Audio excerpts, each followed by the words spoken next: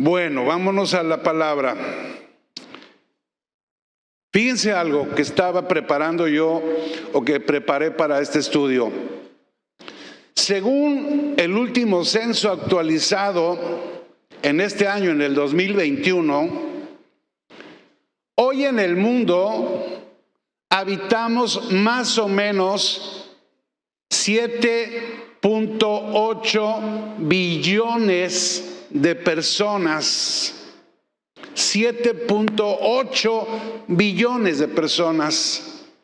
Eso significa que en la Tierra estamos respirando aproximadamente 7.800 millones de seres humanos. Cuando yo estaba viendo esta cifra, algo me vino a la mente que me hizo reflexionar, algo que me quedó así impactado. Porque esta cifra que estoy mencionando nos muestra que indudablemente somos muchos los que habitamos la tierra, pero lo que me sorprendió en esta cifra billonaria es darme cuenta que nadie ha sido igual a otro. Todos somos diferentes, y aunque somos 7.800 millones de personas, Dios a cada uno de nosotros nos hizo ser. Escucha, somos únicos, somos incomparables y somos irrepetibles. Amén. Ahora, miren este dato. Se calcula que antes de nosotros ya habían existido en la tierra más de 100,000 millones de personas. 100,000 millones de personas. Y de todo este enorme número de gente, nadie en toda la historia de la humanidad ha tenido las mismas huellas digitales en sus dedos. Todos han sido diferentes. ¿Captas la idea? Yo aquí me hice una pregunta. ¿Por qué Dios nos hizo ser únicos, incomparables e irrepetibles? ¿Por qué Dios no nos hizo a todos iguales? ¿Por qué? Yo creo que la respuesta está en esta interrogante. Tiene que ver con nuestro origen. Cuando Dios crea al hombre y Dios lo crea a su imagen y a su semejanza. Y escucha por qué. Porque Dios no tiene límites. Ese es el Dios en el que creemos. Un Dios que no tiene límites. Y cada uno de nosotros fuimos creados por Dios. ¿Para qué? Para expresarlo a Él. De la misma manera que el universo, que es infinito, también el universo expresa la gloria. Somos entonces una expresión de Dios. Y como entonces Dios es infinito, pues también su expresión en la tierra tenía que ser igual, tenía que ser infinita. Por eso no hay otro igual a ti. Eres único y eres irrepetible. Amén. Eso quiere decir que tú y yo no somos el resultado de un producto que se fabrica en una línea de producción, no. Porque no fuimos producidos en masa de manera indiferente. Dios nos hizo intencionalmente a cada uno de nosotros. Somos, digamos, una obra maestra. Somos una obra maestra que tiene 3 características. Escucha. 3 características. Somos originales. Somos únicos y fuimos hechos a la medida. Y todo esto es porque fuimos llamados para cumplir una asignación específica aquí en la tierra por un propósito eterno. ¿Para qué? Escucha, para que Cristo sea conocido y Cristo sea expresado a través de tu vida. Amén. Por eso Dios nos hizo ser únicos, nos hizo ser especiales, irrepetibles, porque cada uno de nosotros está aportando en el propósito de Dios algo de Dios y algo de Cristo. Amén. Tú eres una aportación viva de una gracia de Cristo, y esa gracia es la que va a llenar la tierra de la expresión de esa gloria que ahora nos habita.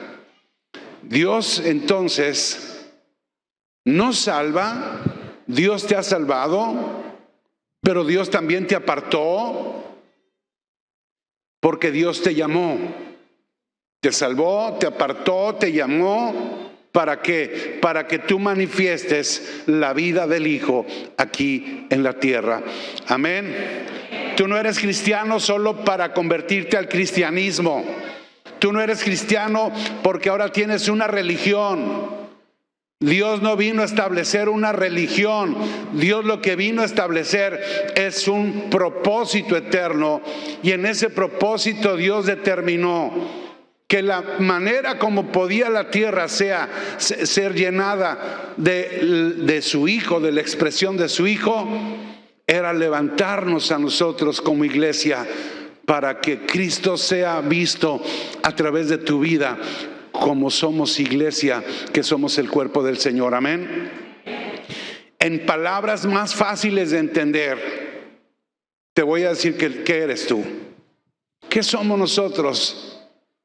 Tú eres la vitrina que exhibe al Cristo que tú portas. Eres una vitrina. ¿Qué hace la vitrina? Nos muestra lo que hay adentro. Eres el aparador, como esos grandes aparadores de las tiendas. ¿Y qué es lo que mostramos? Mostramos y exhibimos al Cristo que portamos.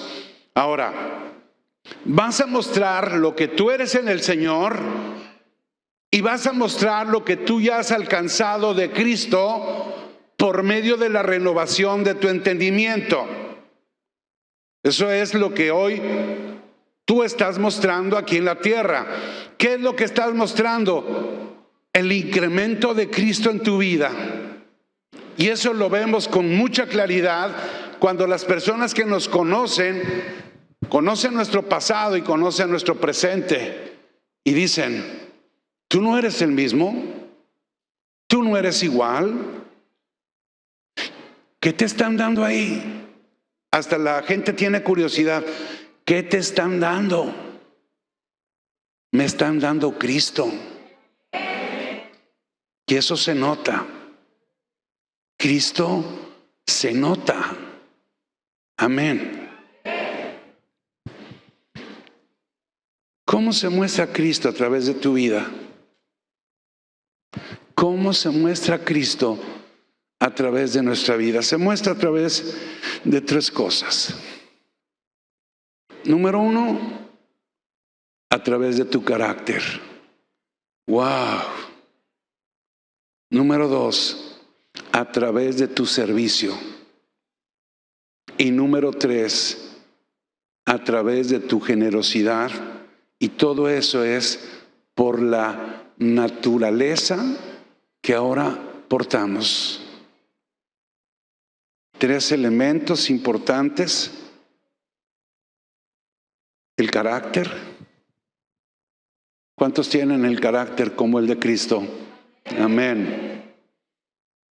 Por el servicio, porque nuestra naturaleza es así. Una naturaleza servicial. Y por otra cosa más, por nuestra generosidad.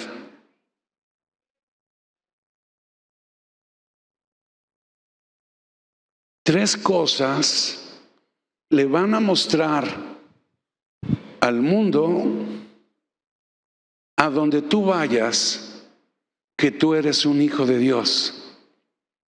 Tu carácter, tu servicio y tu generosidad. Y eso no es solo aplicable el domingo a las 12. Eso es aplicable a todo lo que tú haces en la vida. Los que trabajan, la gente dice: wow, qué carácter de esta mujer, qué paciente es ella. ¿Amén o no amén? Mira, dije, ¿quién me ayuda? Y la primera que levantó la mano fue ella. Ella es bien servicial. Se pidió una aportación y la primera mano levantada fue la tuya. ¿Qué hay que dar? ¿En qué hay que apoyar?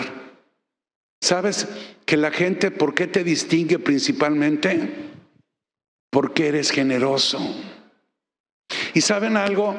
En los negocios, la generosidad abre puertas enormes, porque toda la gente siempre va a ir y va a llenar los espacios que están en las empresas o en los negocios que son generosos. Te vas a comer unos tacos y el taquero cuenta 1, 2, 3 pedazos de cebolla. Le di 4, le quito 1 porque tienen que ser 3. No, si van contigo, tú llenas el taco generosamente. Y dicen, voy a la taquería, ahí son bien generosos. Amén. Ahora, yo estoy hablando también del carácter. Carácter tiene que ver con nuestra personalidad. Tiene que ver también con mi forma de ser, con mi forma de decidir. ¿Sabes que la forma como tú decides muestra el carácter que tú tienes? Amén. Por eso en esa medida en donde la palabra y Cristo se va formando en nosotros, en esa misma medida hay una transformación de carácter. Amén. Yo les aseguro que más de uno y más de una, su carácter antes de Cristo era insoportable.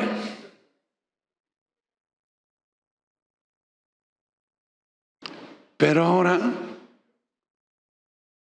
eres un pan, eres miel que se derrama. Ahora es un proceso. La formación de Cristo en nosotros no se dio como cuando prendes un switch. Es un proceso por medio de la renovación, cuando tú escuchas con fe el mensaje correcto. Ahí, como la palabra es viva y es eficaz, va transformando tu interior. Yo conozco personas que han batallado con su carácter. Personas que se ven al espejo y se enojan. O sea, se enojan con ellos. No se soportan ni ellos. Pero hemos visto cómo esas personas Dios las ha transformado y a otras Dios las sigue transformando. Amén. Amén o no amén. Nuestro servicio, nuestra generosidad siempre va a tener una mejor expresión en el reino de Dios y en la colaboración que cada uno de nosotros tenemos que brindarle al cuerpo de Cristo. Dios nos hizo ser únicos, irrepetibles, y está trabajando en nosotros para que funcionemos como un cuerpo, como el cuerpo del Señor. Amén. Ahora, yo te aseguro que es muy complicado, es muy difícil que podamos ser efectivos en nuestra asignación si primero no maduramos en nuestro carácter. Porque es muy difícil aportarle valor al reino si seguimos teniendo las mismas actitudes que tienen los niños. No podemos avanzar así. Por eso Pablo en su carta a los Filipenses dice, Filipenses 1, capítulo 1, verso 6, dice que el que comenzó en nosotros la buena obra, la perfeccionará hasta el día de Jesucristo. Amén. Ahora, fíjate bien, la palabra perfeccionar en el griego es katartismon. Yo siempre digo las palabras en griego que no sirven para mucho, pero se las digo. Y esta palabra significa tres cosas, básicamente. Significa, escucha, hablo de la palabra perfeccionar. Significa reparar un hueso roto, perfeccionar. Significa reparar una red de pesca que se rompió, perfeccionar.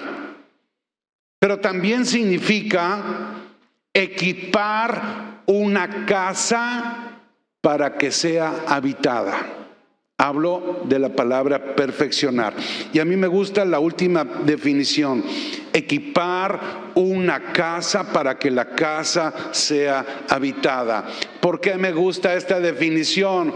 ¿Por qué? Porque tú y yo somos la casa de Dios. Amén. Somos la dirección en donde habita su presencia y su gloria. ¿Para qué somos la casa de Dios? Para que caminemos en la tierra en su propósito de vida. Amén. Si alguien te pregunta, ¿dónde vive Dios? ¿Qué le vas a decir? Aquí. O si alguien te dice, fíjate que estoy buscando a Dios, ¿tú sabes en dónde lo puedo encontrar? Tú le vas a decir, te tengo una buena noticia. ¿Dónde crees que vive Dios? Vive en mí. Y si somos congruentes y manifiestas el carácter, el servicio y la generosidad, esa persona te va a decir, yo quiero tener lo que tú tienes. Pero si no somos congruentes, esa persona va a decir, qué bueno que no tengo a Dios. Porque si eso significa ser como tú, hacer lo que haces, mejor me quedo así. Qué difícil es eso. ¿Saben algo? La casa ya fue, a ver, ¿quién es la casa de Dios? Tengo una buena noticia para esas manos. La casa ya fue equipada con su propósito. Eso quiere decir que todo lo que la casa necesita, lo que la casa requiere, todo se encuentra resuelto en el propósito de Dios. Por eso, todo, absolutamente todo lo que camina en la intención de Dios, Dios mismo es el que lo sostiene, Dios mismo lo fortalece y Dios mismo es el que hace que todo avance. Amén. ¿Por causa de qué? De Cristo en nosotros, por su propósito eterno.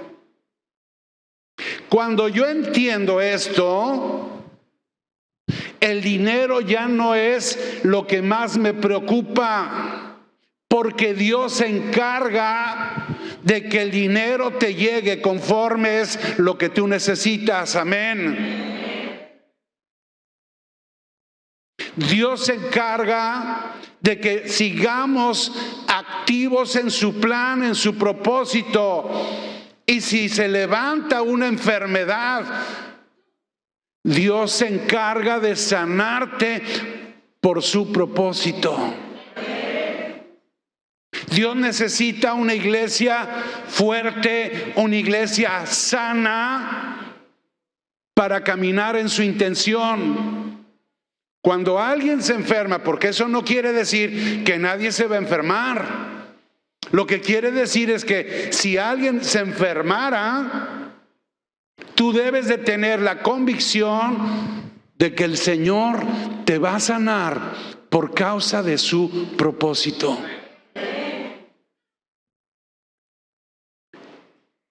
Estaba yo preparando todo esto y Dios me dijo, vean lo que dice Efesios 4:8. ¿Qué dice? Subiendo lo alto, llevó cautiva la cautividad y dio dones a los hombres. En la nueva traducción viviente, esto es el verso 8, pero en el verso 7 dice, escucha, dice que Dios nos ha dado a cada uno de nosotros un don especial mediante la generosidad de Cristo. Quiere decir que cada uno de nosotros tiene activo un don de Dios. Wow. Todos hemos recibido de parte del Señor no un don cualquiera, es un don especial. ¿Para qué nos da Dios ese don? Para ser efectivos en el propósito del Padre. Pero si no crecemos y si no maduramos en el carácter se puede convertir en una piedra de tropiezo que va a estorbar y va a detener la efectividad en nuestra asignación. Una asignación que todos tenemos como colaboradores del cuerpo de Cristo. Escucha, eres único y irrepetible y tienes un don de parte de Dios. ¿Por qué? Porque Cristo fue generoso con nosotros. Pero para que se manifieste ese don, debe haber primero una madurez en el carácter. Imagínate a un niño de 3 años.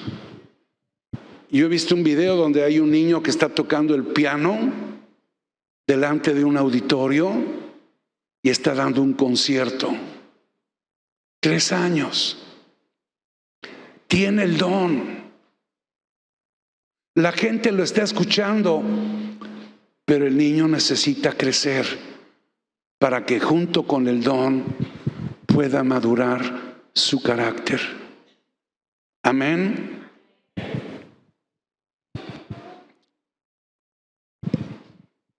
Vean algo.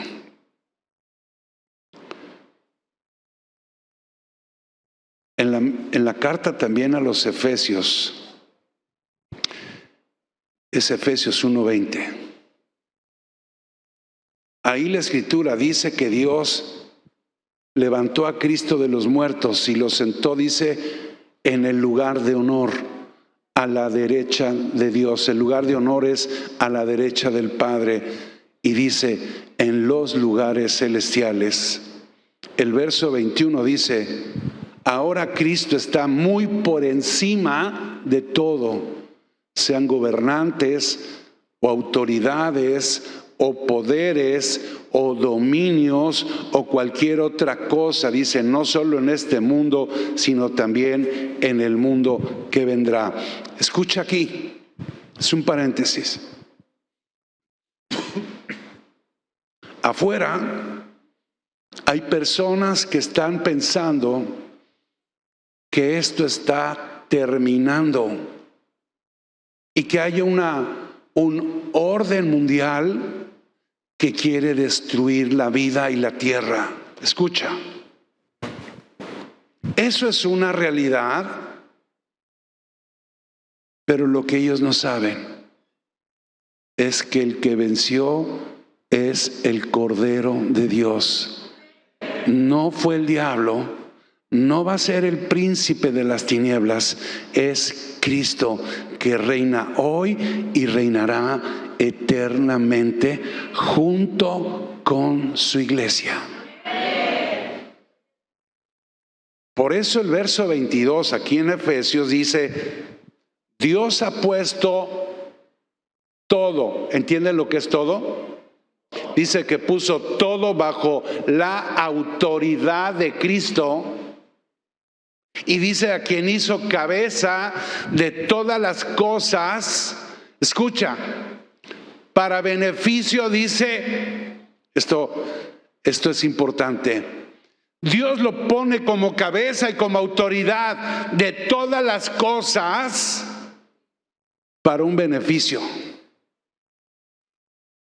Para el beneficio, dice, de la iglesia. ¿Quién es iglesia?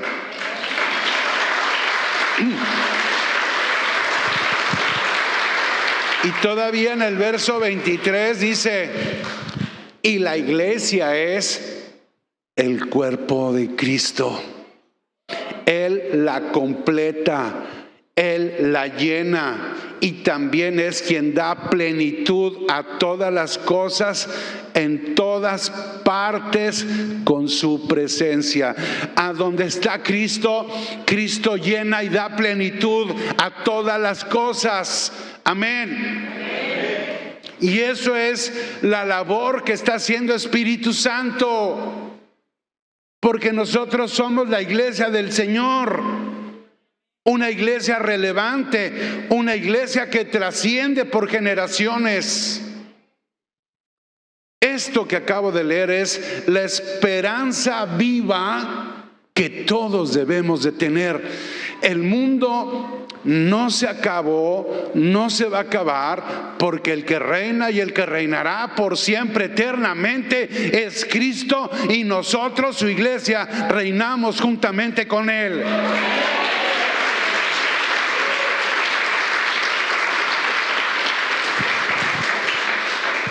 Después de que el hombre come del árbol, ese árbol maldito, Dios le preguntó a Adán: ¿dónde estás, Adán? Así me ha tocado preguntarle a muchos: ¿dónde estabas? ¿Dónde estás?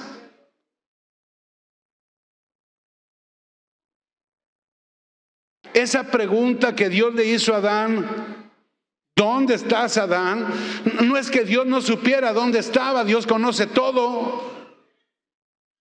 Dios quería que de la boca de Adán dijera dónde estaba. Esa es una buena pregunta que yo te hago a ti. ¿Dónde estás ahora? ¿En dónde estás? ¿En dónde estamos? ¿En dónde estás tú?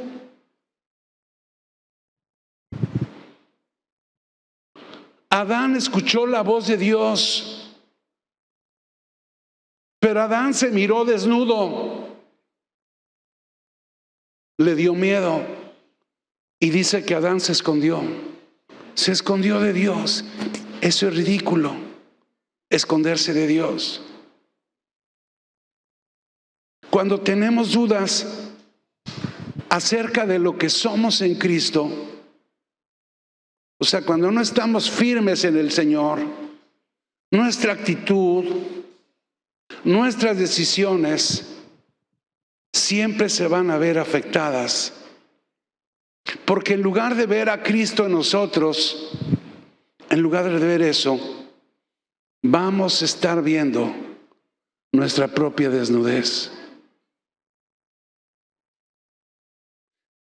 Nosotros ya no estamos desnudos.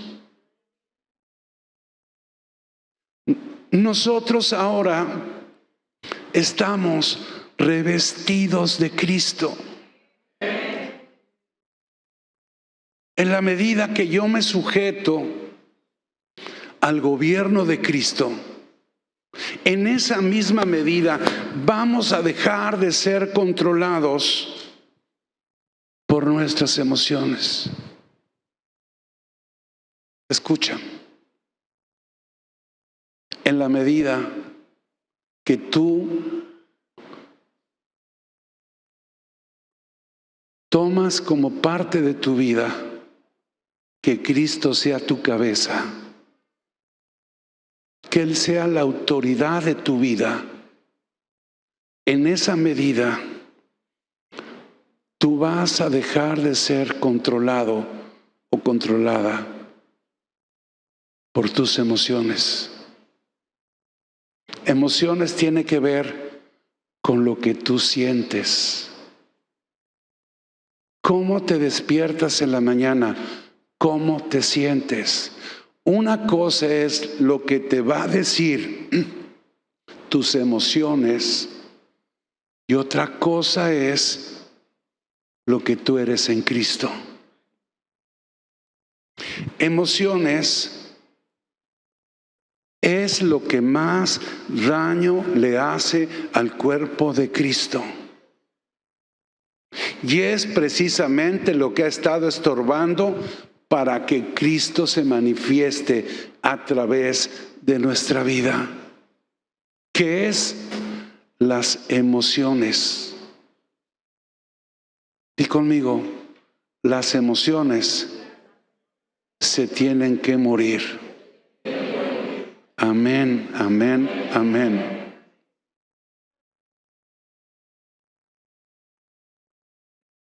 ¿Cuántos saben que las emociones complican todo? Miren, qué difícil ha sido para mí como pastor poder entender las reacciones de una persona a través de sus emociones por una razón. Porque aunque tengo dones de parte de Dios y el Espíritu Santo habla mi vida, lo que sí estoy seguro es que no soy adivino. No lo soy. ¿Cómo puedo saber que yo te ofendí si yo en mi actitud y en la disposición de mi corazón nunca estuvo escrito que te quería ofender?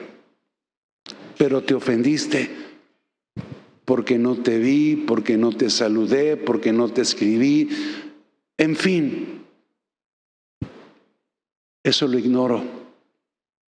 Pero ¿qué es lo que te está estorbando? Las emociones. Las emociones son el primer enemigo de nuestra vida espiritual. ¿Me están escuchando? Hago aquí un pequeño resumen. Escucha. Ya nos dimos cuenta que somos un montón de personas que habitamos en la tierra. Amén. Somos únicos, somos originales y existimos por un propósito. Hasta ahí vamos bien. ¿Para qué? Para que Cristo tenga la preeminencia en todas las cosas y que Cristo como cabeza de la iglesia, el cuerpo esté completo, lleno de Cristo, para que todas las cosas entonces estén llenas de su plenitud. Amén. También vimos que Dios nos dio dones, pero los dones se tienen que administrar con el carácter de Cristo y no administrarlos con nuestro carácter. Amén, eso me gusta. Yo no voy a administrar los dones con mi carácter, porque mi carácter es muy probable que los eche a perder. Yo administro los dones con el carácter del Señor. Amén. Ok, este es un resumen de lo que he hablado y ahora voy a hablar de algo que pareciera que es diferente a lo que estoy compartiendo, pero no es diferente, está como dividido y al final lo van a entender. Hace muchos años, muchas congregaciones comenzamos a hablar acerca de lo que es la cultura del cielo y lo que es la cultura de honor, ¿se recuerdan? Para efectos del propósito eterno de Dios, cultura de honor o cultura del cielo, significa, escucha lo que significa traer a la tierra la clase de cultura que se vive en el cielo. Amén. Jesús, en la oración que le llaman la oración del Padre Nuestro, dice en esa oración, eso viene en Lucas capítulo 11, pero la voy a leer yo. Dice Jesús: cuando oréis, decid: Padre nuestro que estás en los cielos, santificado sea tu nombre. Venga tu reino, hágase tu voluntad, y esta es la parte importante, como en el cielo, así también, ¿en dónde? En la tierra. Como en el cielo, así también en la tierra. Esta oración Jesús la hizo antes de la cruz, antes de que Cristo muriera, antes de que Cristo fuera ascendido al Padre. ¿Por qué? Porque después de la cruz, después de la resurrección, el reino de Dios ya no era un reino que iba a venir, ya no era un reino futuro. El reino de Dios y la voluntad de Dios, ahora, después de la cruz, Cristo resucitado, ahora el reino de Dios y la voluntad de Dios es una realidad presente. De tal manera que entonces la realidad de mi vida es que ahora aquí en la tierra se exprese Dios a través de nuestra propia vida, y que expresemos aquí en la tierra todo lo que vino del cielo. A ver, tú eres un hijo de Dios, llamado a expresar aquí en la tierra todo lo que hay en el cielo.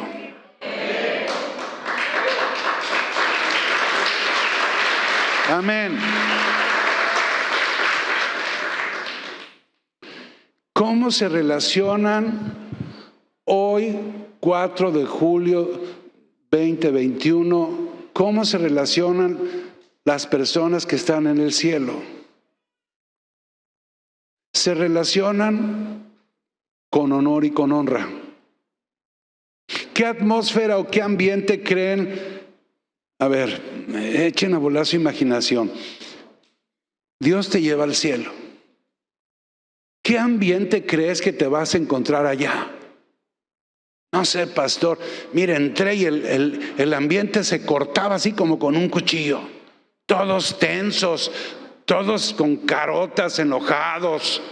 No, te aseguro, y miren, las personas que a lo mejor tuvieron que entraron en coma, por ejemplo, dicen que vieron una luz. Mi hermano le pasó eso. Y dice, cuando yo vi esa luz, yo sentí una paz que nunca había experimentado.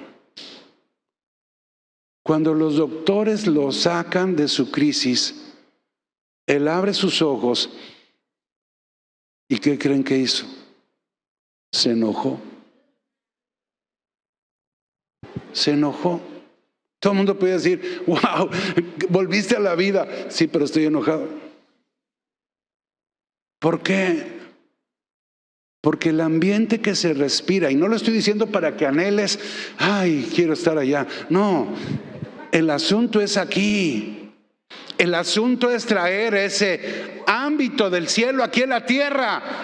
Pero eso va a llegar a través de nosotros. Por eso estoy hablando del carácter.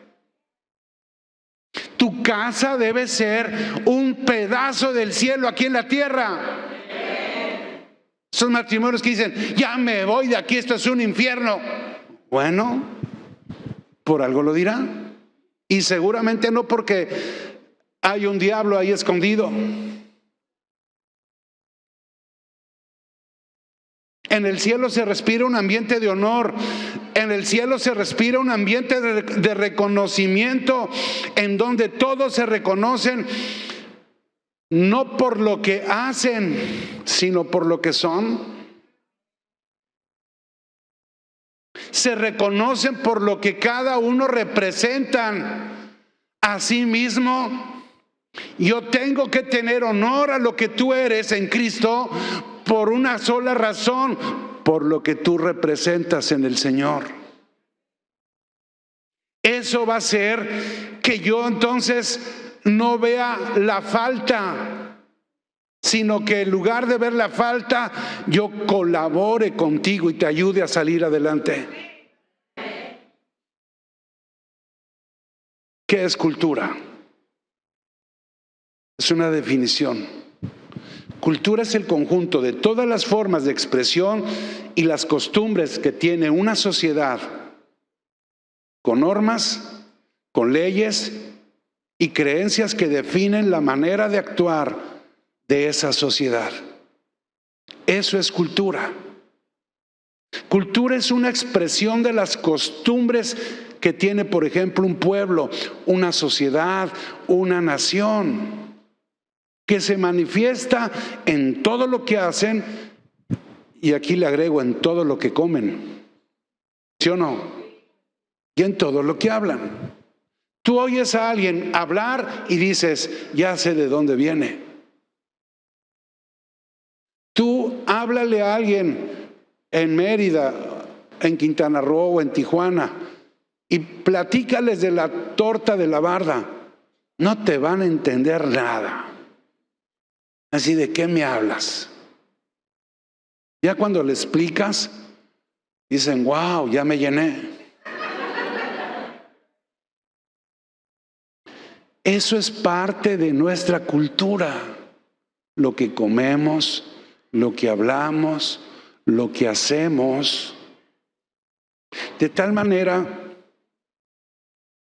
que solo de ver lo que ustedes hablan, lo que ustedes hacen, la gente se da cuenta de qué clase de cultura ustedes portan. El propósito eterno de Dios siempre ha sido el mismo: que el hombre manifieste al Hijo aquí en la tierra. Entonces, cultura del cielo significa que nuestra forma de vivir es la misma forma que ahora se vive en el cielo. Amén. Ahora, todo lo que se tiene que mostrar, por ejemplo, en esta congregación, debe de ser parte de la cultura de honor, que es también parte de la cultura del cielo. Estoy hablando ya de esta congregación. Cuando no colaboramos como cuerpo y señalamos a una persona por lo que hace o por lo que no hizo, no estamos honrando lo que porta, lo estamos descalificando. A ver, en la Iglesia Conquista, escúchame bien, tú no fuiste llamado a señalarme, fuiste llamado para colaborarme. Y de la misma manera, yo no fui constituido como pastor para señalarte. Yo fui constituido como pastor para apoyarte, para ayudarte. ¿Amén o no amén? Ayer estaba preparando este mensaje y me puse a leer todo lo que tengo acerca de lo que es cultura de honor, cultura del cielo. Y me di cuenta, porque ya tiene años que estamos hablando de esto, que no es nada fácil establecer cultura donde allá hay otra cultura. ¿Se dan cuenta que no es fácil cuando ya hay una cultura establecer una nueva cultura? Eso me hizo ver que para que la sociedad en donde vivimos pueda tener un cambio, la sociedad necesita operar en su conjunto desde una nueva cultura. Y los encargados y los responsables de esa asignación no son los políticos, somos nosotros. Somos nosotros los que formamos la iglesia de Cristo. La pregunta que yo me tengo que hacer es muy sencilla. ¿Por dónde tengo que comenzar? ¿Por dónde? Por tu vida. ¿Por dónde vas a comenzar? Por tu vida. No quieras comenzar a cambiar toda una nación si no cambias tú primero. Yo comienzo con mi vida, de ahí comienzo con mi familia, de ahí comienzo con la gente que me rodea, y poco a poco eso va a ir estableciendo una nueva cultura. Lo que tienes que hacer ya hoy es que cuando cambia tu cultura, la gente que vive en tu casa contigo va a decir: en mi casa se está viviendo una nueva cultura. Antes, en mi casa, la cultura era injusticia, eran maltratos, eran gritos. Ahora eso ya cambió, porque yo cambié. Y estoy empezando a que esa cultura se infiltre ahora en mi casa. Ahora, no te preocupes porque si estoy mencionando algo digas: chin, en mi casa todavía no está eso. No te preocupes, pero estamos caminando porque Cristo está formando a nosotros y nos está llevando a la perfección. Hace muchos años, leyendo un libro, y te hablo de hace más de 35 años, encontré una frase en ese libro que se quedó grabada en mi mente. Y curiosamente ese libro lo escribió un sacerdote católico, pero me impactó la frase. Esta frase dice: no me enseñes con palabras a Cristo, enséñame a Cristo con tu vida. ¿Amén o no amén? Porque si se trata de dar un rollo, somos especialistas en dar un rollo. Pero el autor decía: tú no me convenzas de Cristo por lo que tú me estás tratando de decir. Convénceme a Cristo porque yo veo cómo vives tú. Amén. Ahora, ayer que estaba estudiando para este mensaje, sé que era Dios hablándome, me encontré algo que me sorprendió bastante. Yo estaba leyendo acerca de la cultura, por ejemplo, de los judíos, que es impresionante, y el autor de ese artículo que estaba leyendo dijo que la manera como Jesús se pudo infiltrar en la cultura religiosa fue estableciendo algo que se llama contracultura. Esa palabra contracultura, que no es muy usual, me llamó la atención y entonces me fui a buscar más información y encontré, escucha, contracultura engloba valores, ideas y actitudes que son opuestas y son diferentes a las que imperan en una sociedad determinada. De tal manera que contracultura significa manifestar disconformidad ante algo que ya está establecido y que fue adoptado, aceptado de manera general por la mayoría de las personas. ¿Me están entendiendo qué es contracultura? Hay una cultura en el mundo que yo no puedo aceptar. Ahora se quiere establecer como parte de una cultura que si una mujer quiere abortar puede asesinar a un bebé. y eso terminar aceptándolo como parte de una cultura. Yo no lo quiero aceptar. En términos generales, contracultura significa oponerse a los valores ya establecidos en una sociedad. Si estudias con cuidado los 4 evangelios, ahí nos vamos a dar cuenta que el ministerio de Jesús quiso contrastar el estilo de vida de los ciudadanos del reino con el estilo de vida que tenían los ciudadanos judíos en el mundo. Un gran ejemplo de la contracultura que vino a establecer Jesús aquí en la tierra se encuentra, por ejemplo, en el Evangelio de Mateo. Y fíjense bien, voy a describir las bienaventuranzas a las que habla Jesús en este libro.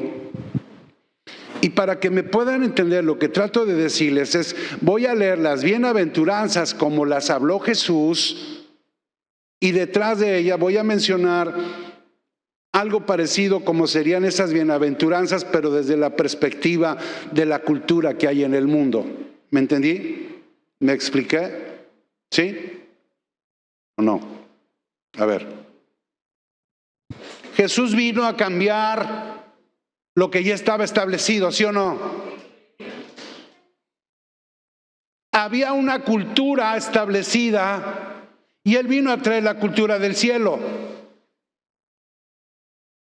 Cuando Él habla acerca de las bienaventuranzas, voy a compararlas, las que menciona Jesús, y las voy a comparar como las podría descifrar o las podría decir la cultura que hay en el mundo. Por ejemplo, Mateo capítulo 5, verso 3. ¿Qué dice? Dice, bienaventurados los pobres en espíritu, porque de ellos es el reino de los cielos. Eso dijo Jesús. ¿Tú crees que eso es lo mismo que opina el mundo? No. En el mundo, ¿qué diría? Diría, felices los que son ambiciosos, porque ellos son los que siempre van a prosperar en el mundo. Eso es lo que diría en el mundo. La cultura en el mundo habla de que mientras más ambicioso seas y pases por encima del cadáver que sea, tú vas a prosperar. Eso es una cultura. Mateo dice en el verso 4, bienaventurados los que lloran, porque ellos recibirán consolación. ¿Qué diría la cultura del mundo? Felices los que son duros, los que son inflexibles, porque ellos nunca van a permitir que la vida los hiera. Eso diría entonces la cultura del mundo. Sé duro, sé inflexible, no te dobles, o sea, no te humilles. Eso es una cultura. Bienaventurados, dice Jesús, los mansos, porque ellos, dice, recibirán la tierra por heredad. ¿Cuántos mansos hay aquí? En el mundo diría, felices los que se quejan de todo. ¿Por qué? Porque ellos van a acabar saliéndose con la suya. Esa es una cultura. Bienaventurados los que tienen hambre y sed de justicia, porque ellos serán saciados. Pero ¿qué dice la cultura del mundo? Felices son los indiferentes, porque ellos nunca se preocuparán de sus propios pecados. Bienaventurados, dice Jesús, los misericordiosos, porque ellos alcanzarán, dice, misericordia. Pero ¿qué diría el mundo, la cultura en el mundo? Felices son los que esclavizan a los demás, porque ellos siempre consiguen buenos resultados. ¿Se dan cuenta de lo que estoy diciendo? Bienaventurados, dice, los limpios de corazón, porque ellos verán a Dios. Pero ¿qué dice la cultura del mundo? Felices los que causan problemas, porque ellos quieren hacerse notar entre todas las personas. Eso es también parte de una cultura. La cultura de un mundo en una sociedad moderna como esta vive según las normas en donde sobrevive el que es más fuerte y más poderoso, ¿sí o no?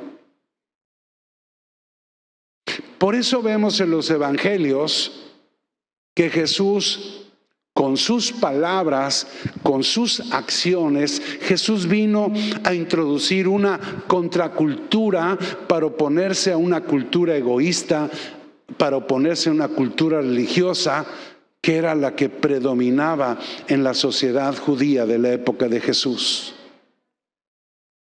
Jesús llamó bienaventurados a los que el mundo considera desechados y desdichados, y se refiere también como bienaventurados cuando menciona, por ejemplo, a los pobres, cuando menciona a los que lloran, cuando menciona a los perseguidos, a los que son misericordiosos, a las personas que tienen un corazón limpio, predicando entonces a una sociedad que estaba siendo gobernada, ¿sabes por quién? Por el príncipe de las tinieblas. Esa no es nuestra cultura. Eso quiere decir que ahora tenemos una cultura diferente a la que está en el mundo. Y además Dios nos dio una nueva naturaleza. ¿Para qué? Para tener una nueva manera de vivir. Y que eso no justifique que yo me introduzco a vivir y adoptar una cultura que sabemos que es diabólica. Amén. Todos llegamos a Cristo y todos éramos diferentes, de diferentes razas, de diferentes colores, de diferente aspecto social, económico. Pero ¿saben algo? Los que ya estamos en Cristo, todos somos uno en Él, uno solo en Él.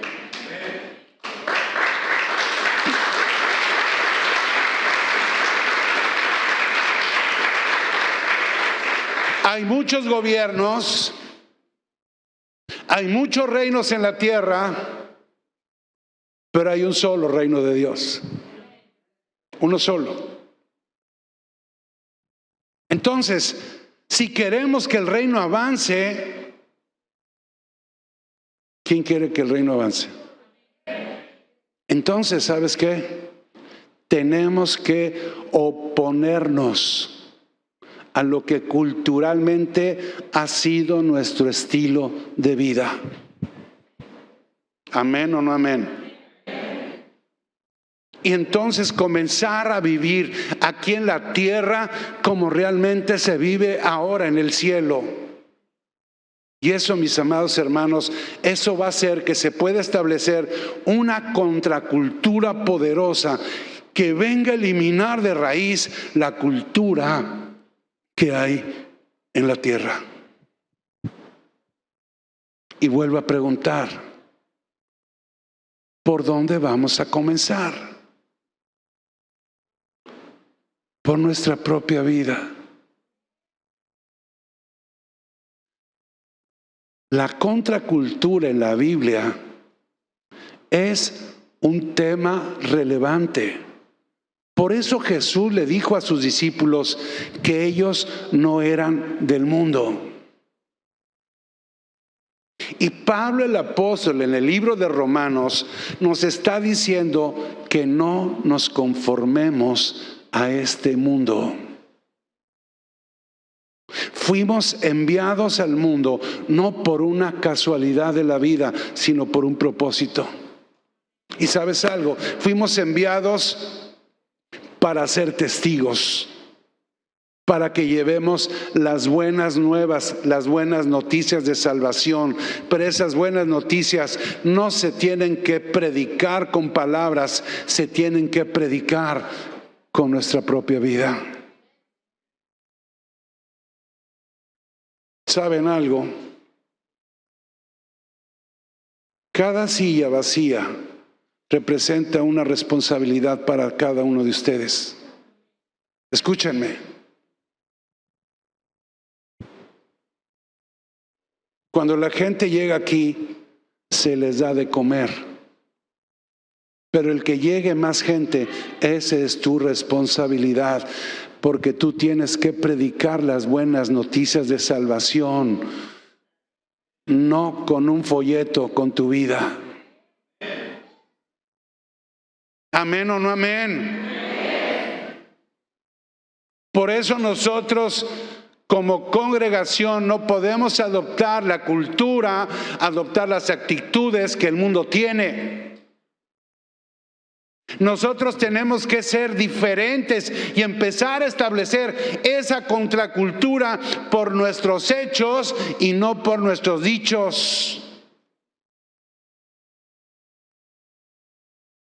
Comenzamos con nuestra vida y con nuestra casa. Conquista es tu casa y ahí tenemos que comenzar. Termino con esto. Jesús orando al Padre, Juan 17, verso 22. Escucha. Prefiero que escuches. Jesús estaba orando. ¿Cuántos saben que la oración de Jesús tiene poder? Jesús oraba a Dios. Y Jesús en esa oración dijo: la gloria que me diste, yo les he dado para que sean uno, así como nosotros somos uno. Yo en ellos, tú en mí, para que sean perfectos en unidad. ¿En qué? El tema es unidad. Ese es el tema verdadero. Vivir como cuerpo en una unidad. A ver, ¿por qué se desmaya una persona? ¿Sabes por qué? Porque algo en su organismo está registrando que algo está sucediendo. Y el desmayarse significa que el cuerpo en automático está parando algunas partes que no son relevantes para dejar funcionando lo que sí es relevante y mantenga la vida de una persona. El cuerpo trabaja en una unidad perfecta. Nunca vas a saber que las noticias digan: acaban de descubrir un riñón que salió corriendo del cuerpo porque se sintió incómodo junto al estómago. No hay eso. Al contrario, el estómago no está funcionando. Algo del cuerpo va a tener que operar para apoyar al estómago y que el estómago salga adelante. ¿Por qué lo hacen? Porque saben que el cuerpo completo tiene que tener una función correcta. ¿Amén o no amén? Yo en ellos, tú en mí, para que sean perfectos en unidad. ¿Para qué? Aquí Jesús dice: ¿para qué? Para que el mundo conozca que tú me enviaste. Y que el mundo sepa, que el mundo lo sepa, que los has amado a ellos como también a mí me has amado. Hermanos, Jesús oraba al Padre para que el mundo se diera cuenta que el que nos ama es Dios. El problema en la renovación del entendimiento es que a veces no solo el mundo no sabe que Dios nos ama, a veces ni el creyente lo sabe. Hermana, ¿qué tiene? Estoy en depresión, nadie me quiere, nadie me ama. ¿Cómo que nadie te quiere y nadie te ama? Dios te ama. Ah, sí, se me había olvidado.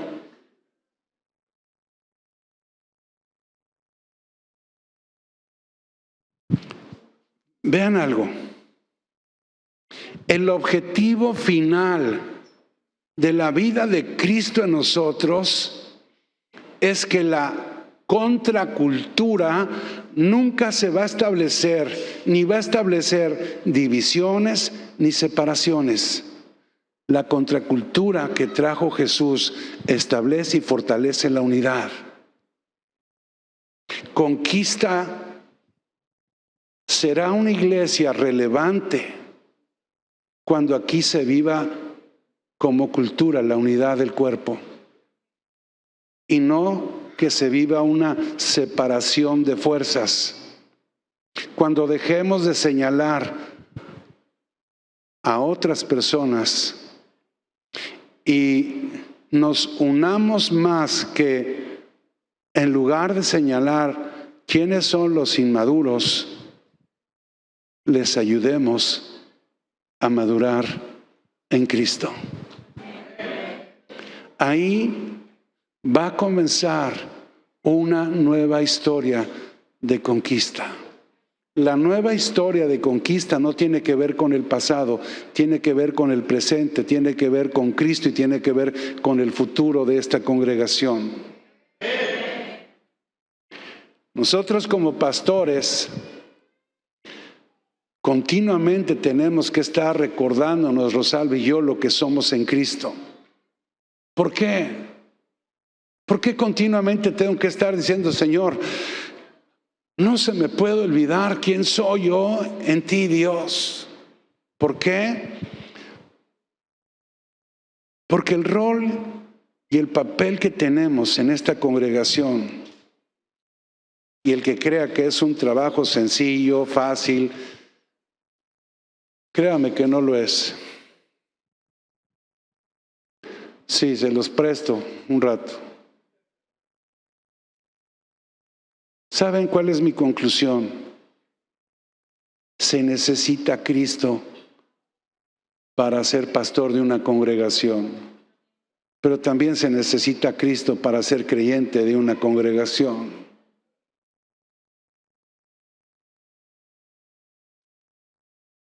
Si en realidad yo quiero cumplir correctamente mi asignación y mi llamado, créanme, no lo puedo hacer ni en mis fuerzas, ni con mis emociones. Lo tengo que hacer con Cristo. Hoy, por todo lo que Dios nos ha estado hablando, ¿saben cómo me siento?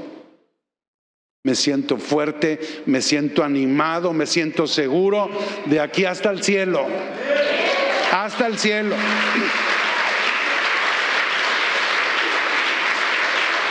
Por una razón. Yo veo la visión que Dios nos ha mostrado y le hago más caso a la visión que a la gente. Aunque sé que en la visión de Dios está la gente. Es más, fíjense lo que se me está, pues si no ocurriendo, porque me lo pone el Señor. Si Dios te pone a alguien que conozcas que era parte de esta casa, ve y búscalo y tráelo de regreso. ¿Amén o no amén? Yo no sé de todos, pero entre todos podemos hacerlos. ¿Por qué? Porque seguramente hubo algo que les impidió seguir aprendiendo de Cristo.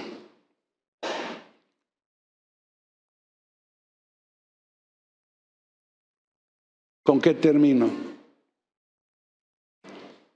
Con lo que Dios hizo en nosotros. Dios nunca se dio en medida, se dio todo. Dio a su Hijo. La militancia de un hijo de Dios en una congregación es algo que se tiene que recuperar. La militancia y el amor a la obra. se tiene que rescatar de nuevo y pelear contra todo para que lo que Dios vino a establecer se pueda cumplir en tu vida y en mi vida. ¿Amén o no amén? Dale un aplauso a Cristo. Gracias, Jesús. Gracias, Cristo. Vamos a terminar la reunión levantando diezmos y ofrendas. A todos los que están viéndonos por internet, le damos gracias a Dios por sus vidas, por su colaboración, por su participación, por la expresión de su generosidad.